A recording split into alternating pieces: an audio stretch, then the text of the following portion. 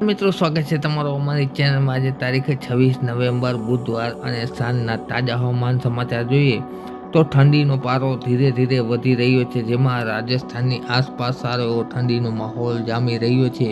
જ્યારે ગુજરાતમાં છે એ હાલ પૂરતી જોઈએ તો સવારના અને સાંજના સમયે ગુલાબી ઠંડી જોવા મળી રહી છે। સાથે સાથે ગુજરાતની વાત કરીએ, ગુજરાતમાં શું થઈ રહ્યું છે નવીનમાં, તો ગુજરાતી ફિલ્મ લાલો ક્રિષ્ના સદા સાહિત્ય છે એ 76 કરોડની ઉપર પહોંચી ગઈ છે। મિત્રો, ગુજરાત માટે ખૂબ જ મોટા સમાચાર ગણાવી શકાય। દેશને લગતા કે એક ગુજરાતી ફિલ્મ છે એ 100 કરોડની ક્લબમાં સામેલ થશે ટૂંક સમયમાં।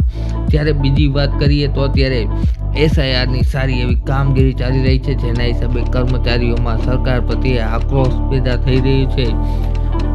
ત્યારબાદ મિત્રો આપણે વાત કરીએ વાતાવરણની, ટેમ્પરેચરની। સૌથી પહેલાં વાત કરીએ તો બપોરના સમયનું તાપમાન છે એ હજુ પણ નોર્મલ કરતાં વધુ જોવા મળી શકે છે, જેમાં 27, 28, 29 તારીખના રોજ તાપમાન છે એ મોટાભાગના વિસ્તારમાં 30થી લઈ અને 31 ડિગ્રી જેટલું સૌરાષ્ટ્ર તેમજ કચ્છ અને ગુજરાતના વિસ્તારમાં જોવા મળશે। જ્યારે રાત્રિગાળા સમય દરમિયાનની વાત કરીએ તો સારી એવી છે ગુલાબી ઠંડી રાતના સમયે છે એ સૌરાષ્ટ્ર કચ્છમાં જોવા મળશે। 27, 28, 29 અને 30 નવેમ્બર સુધી છે એ આ પ્રકારનું વાતાવરણ જોવા મળશે। જોકે હજુ પણ WDની અસર છે એ ધીરે ધીરે થઈ રહી છે અને આપણે આગળ વાત કરીશું WD પશ્ચિમ વિક્ષોભ વિશે, જેના હિસાબે ઠંડીમાં વધારો થશે કે નહીં મિત્રો, માટે વિડીયો પૂરો જોતા રહેજો।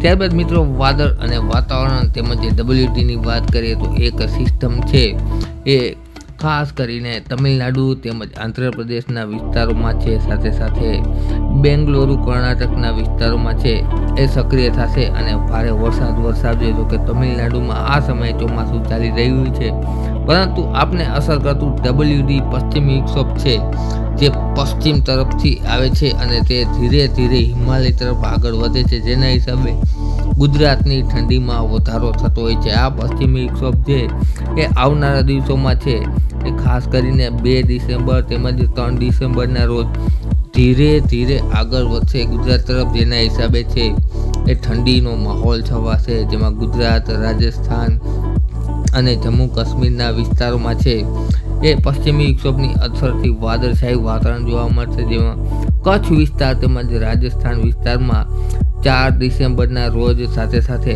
ઉત્તર ભારતના મેદાની વિસ્તારો તેમજ પહાડી વિસ્તારોમાં બરફ વર્ષા થવાની સારી એવી શક્યતા રહેલી છે।